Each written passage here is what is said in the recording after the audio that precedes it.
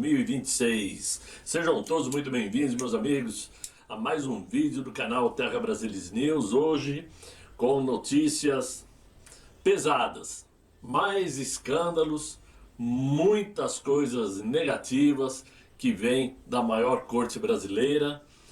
O país está afogado num lamaçal de corrupção sem tamanho, que começa até a ficar difícil de explicar onde está esse fio do novelo, que quando se puxa não termina mais a linha de tempo de tantos escândalos. Eu não vou dizer que começou em janeiro de 2023 para não criar caso, mas coincidentemente de lá para cá as coisas se afloraram de uma tal maneira que cada dia fica mais difícil entender quem é quem nesta situação. Mas vamos começar falando da seguinte forma. Todos, sem exceção, já sabem que o atual mandatário brasileiro já não reúne mais condições, tanto físicas como morais principalmente, de prosseguir administrando o Brasil, né? Isso é fato. E nós sabemos também que ele somente está lá porque lá foi colocado. E é como costumava dizer Ulisses Guimarães, né? Que jabuti não sobe em árvores. Ou é enchente ou é mão de gente que o coloca lá. E foi o que aconteceu. Esta certeza que já ronda os porões de Brasília se deu após a decisão de Jair Bolsonaro em indicar seu filho Flávio Bolsonaro como pré-candidato à presidência. A própria esquerda já tem esta convicção. Os números já estão mostrando. Mesmo esses institutos de pesquisa que tendem sempre para a esquerda já estão mostrando que Flávio Bolsonaro bate no atual mandatário. E como eles da esquerda não possuem nenhum novo nome que possa competir eleitoralmente, então o que eles fazem? Eles buscam descaracterizar seus possíveis concorrentes, oponentes, né? Recorrendo, como tradicionalmente fazem, ao jogo sujo, ao jogo de mentiras e narrativas. E para que isso funcione, é fundamental o papel da imprensa, que por conta de 30 moedas vendem até pai e mãe para poderem participar do baile de órfãos. Vejam só, hoje, segundo o jornaleiro Igor Gadelha, lá do site Metrópolis, para aliados, né, que ele não diz quem é, porque é muito fácil a imprensa dizer segundo aliados, segundo assessores, né? Mas o Igor Gadelha diz que segundo aliados, né, do governador de São Paulo, Tarcísio de Freitas, a prisão domiciliar de Jair Bolsonaro poderá fazer o próprio mito Bolsonaro mudar de ideia e lançar o governador de São Paulo ao Planalto, e não Flávio Bolsonaro. Vejam só como que se planta a mentira. A meu ver, chega a ser ridícula esta opinião. Ele diz que nos bastidores a prisão domiciliar virou uma das apostas de entusiastas da candidatura de Tarcísio de Freitas para convencer Jair Bolsonaro a lançar o governador e não seu próprio filho Flávio para concorrer à presidência da República. A avaliação é de que em casa, Jair Bolsonaro será mais influenciado por outras lideranças políticas, por familiares e aliados que defendem a candidatura de Tarcísio. Entre elas, a própria esposa Michele Bolsonaro. A coisa está num nível tão... eu vou usar um termo chato, mas é um termo... está num nível tão nojento que embrulha o estômago quando nós lemos esse tipo de notícias sem base, sem fundamento, sem provas, sem nomes. Porque quando a pessoa tem a verdade na mão, ele indica. Foi fulano que disse, está aqui. Mas nesse caso, Alguém precisa avisar a esse jornaleiro que mesmo em prisão domiciliar, Jair Bolsonaro, infelizmente, continuará sendo coagido por aquele ministro.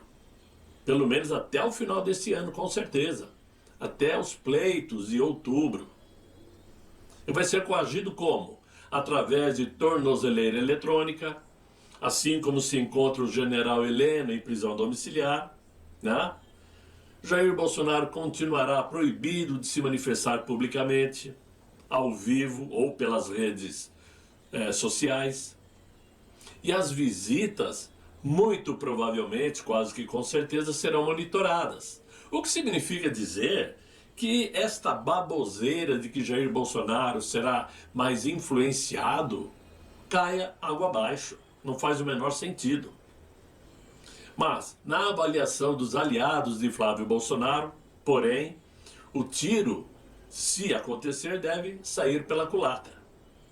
A aposta é de que em casa o ex-presidente terá mais condições de ver o crescimento da candidatura de Flávio, o que reforçaria sua decisão. E isso é um fato. Cada dia que passa, Flávio Bolsonaro sobe mais nas intenções de votos. Como noticiou a coluna, né, cresceu nas últimas semanas a expectativa de bolsonaristas de que aquele ministro autorizará Jair Bolsonaro a cumprir pena em casa. Ora, se isto é verdade, então significa dizer que essa lorota que eles estão jogando aí na imprensa já por algumas semanas, de que Bolsonaro só irá para casa se Tarcísio for um candidato, então estaria correta. Não é isso? Mas nós vamos saber que não é bem assim, já já.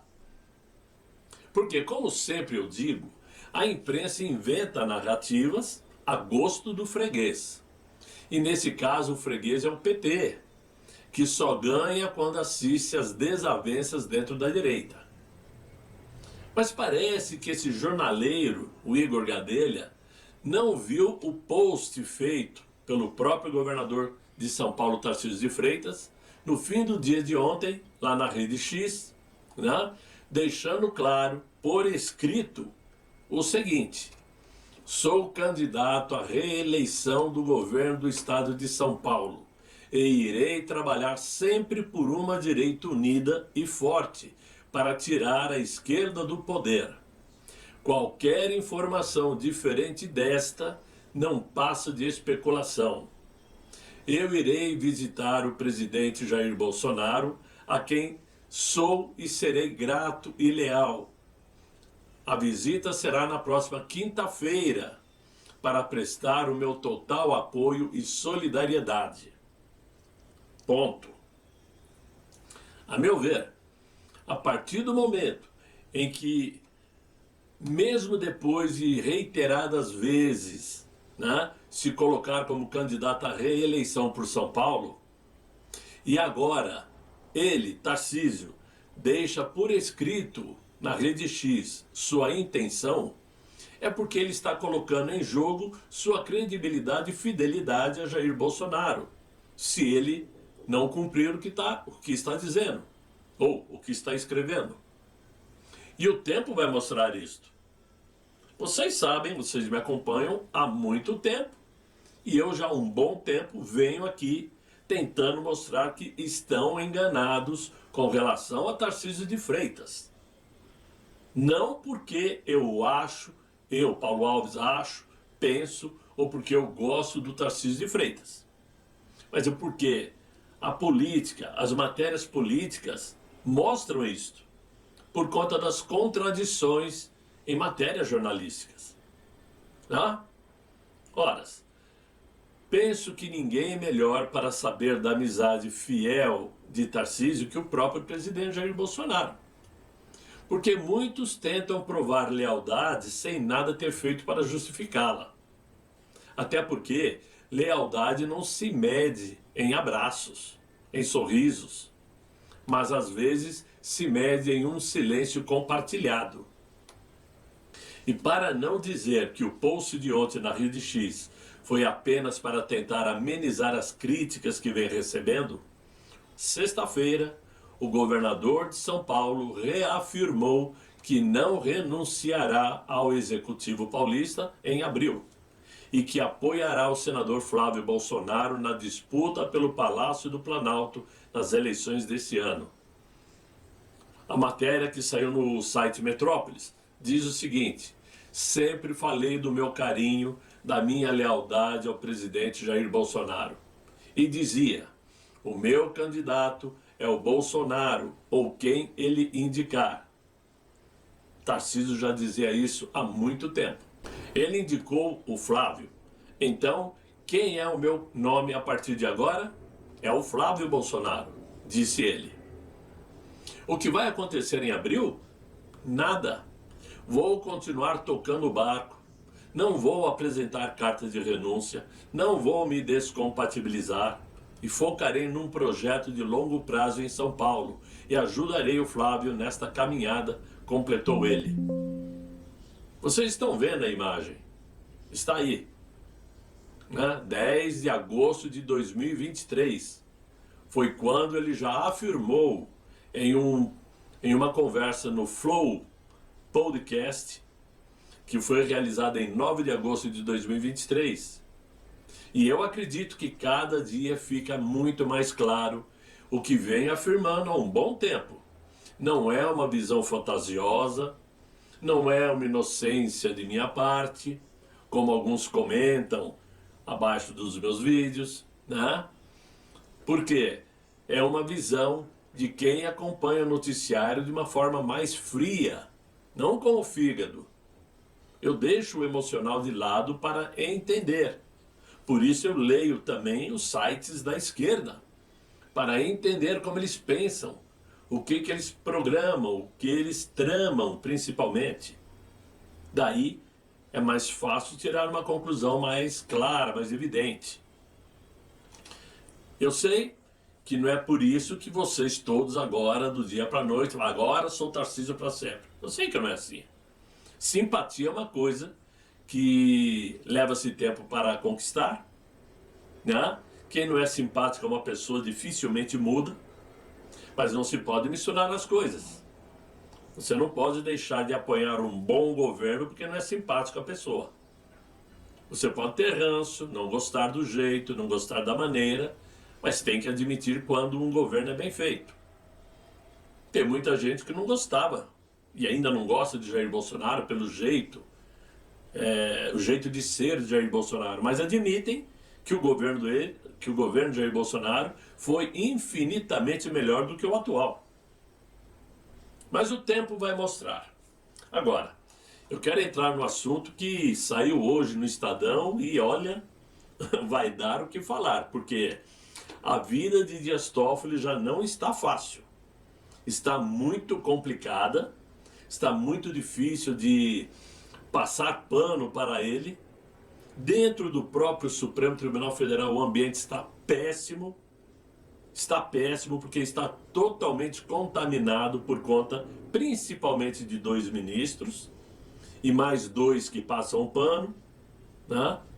Ainda mais agora com a notícia que saiu hoje, dizendo que Dias Toffoli mandou um tribunal de São Paulo liberar 200 milhões de reais a uma entidade ligada a parentes de ministros.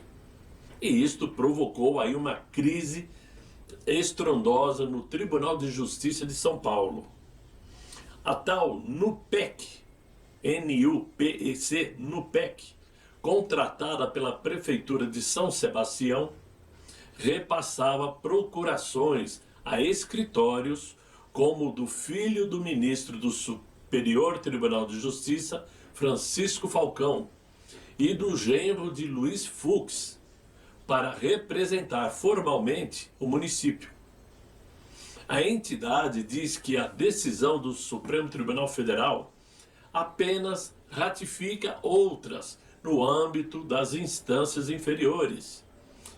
E a Prefeitura afirma que cumpre as determinações judiciais.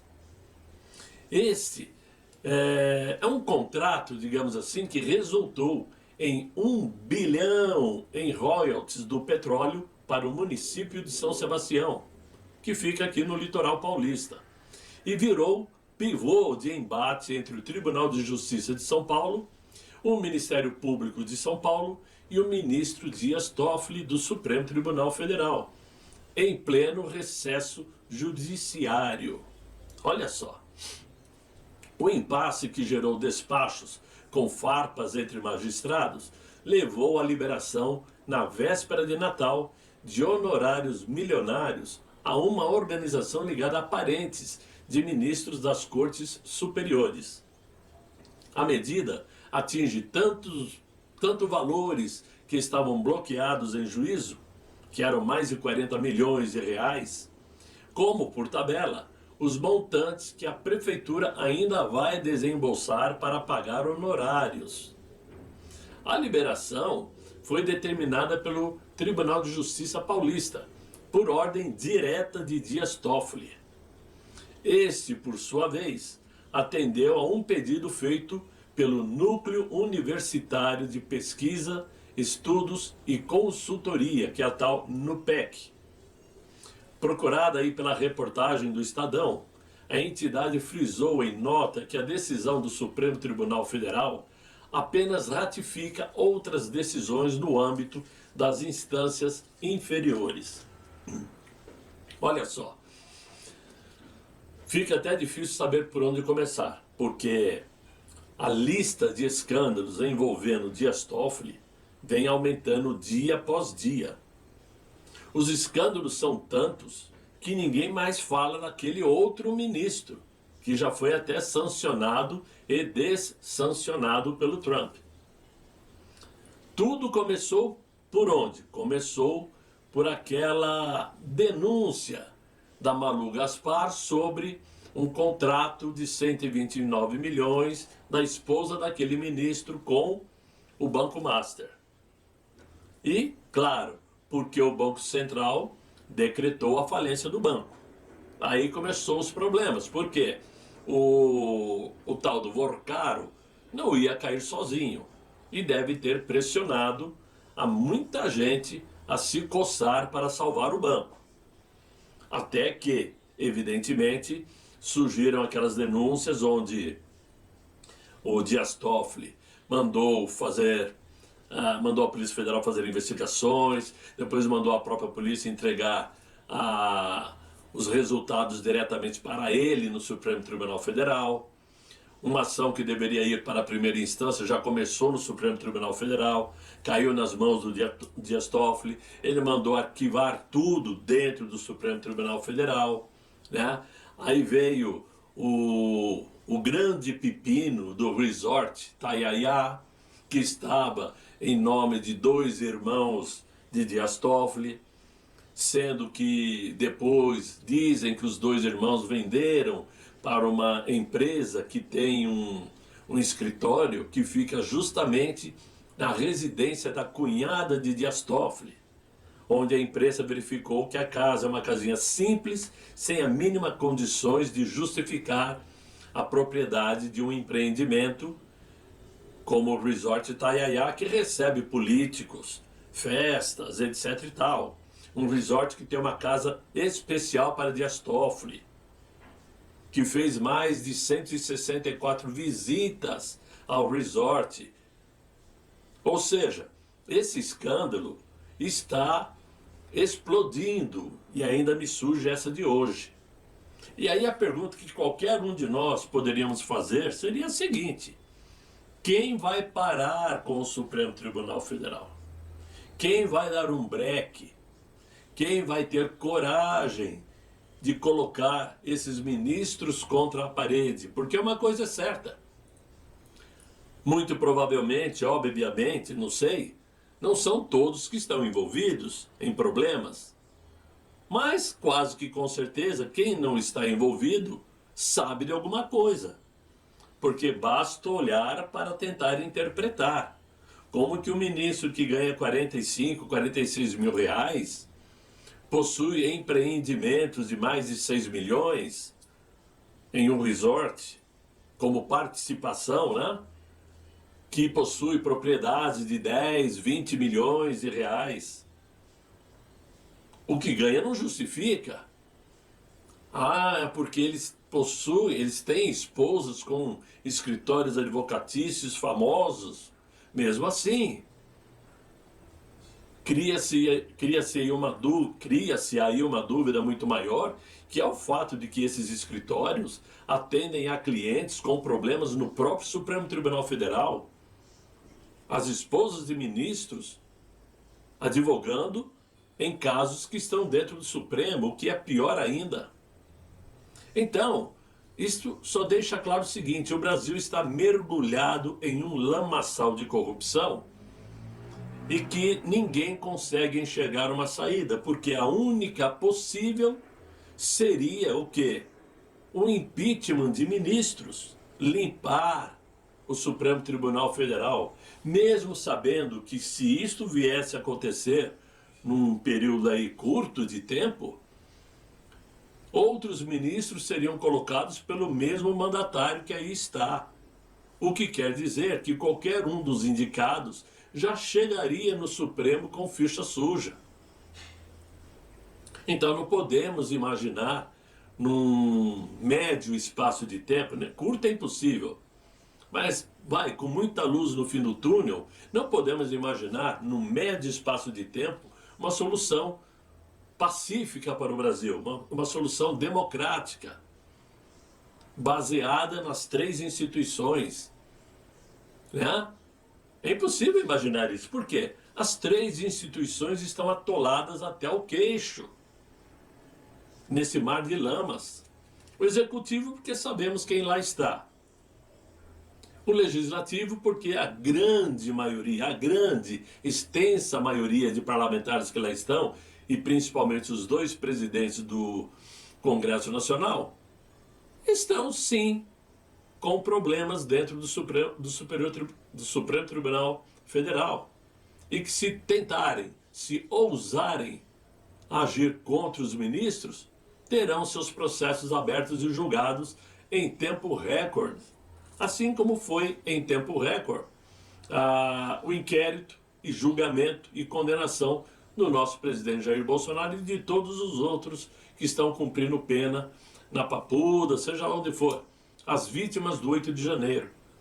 Então não podemos esperar solução por parte de parlamentares também. Ficamos enaltecidos, felizes, alegres com uma iniciativa como esta do deputado Nicolas Ferreira em fazer essa caminhada, né? Deixando de lado pisadas de bola que ele já tenha dado, escolhas mal feitas que ele já tenha dado em apoiar determinadas pessoas, mas é uma iniciativa que está dando um resultado fenomenal, que está causando preocupação sim para a esquerda e que obviamente vai causar furor no próximo domingo. Só que isto é pouco. Para que tenhamos alguma solução democrática a médio espaço de tempo, como eu disse, outras iniciativas como esta precisam acontecer. Não basta somente o Nicolas, qualquer parlamentar pode iniciar uma caminhada em qualquer parte do Brasil, de qualquer parte do Brasil para Brasília. Porque, como eu disse no vídeo de ontem, essas manifestações tipo caminhada precisam ser frequentes. Manifestação de um dia somente, com horário determinado, não serve para nada e nós já temos provas disto. Agora, esta caminhada está causando, porque vira notícia a nível mundial, lá fora já se fala dessa caminhada, né? Mostra como que a população ainda está atenta a tudo que está acontecendo, mostra que a mobilização ainda existe, basta alguém dar um pontapé inicial, porque se todo mundo deu um tempo e parou, foi por medo. Medo do Supremo Tribunal Federal, que agem como magnânimos da justiça, quando por trás das paredes nós estamos enxergando agora toda a sujeira, toda a lama que está lá dentro. Tá? Vamos aguardar para ver os próximos capítulos, os noticiários que virão pela frente, porque tenho certeza que o clima vai azedar e muito daqui por diante. Ok, meus amigos? Por hora é o que eu tinha para vocês. Espero que vocês tenham gostado e entendido o recado, a mensagem, né?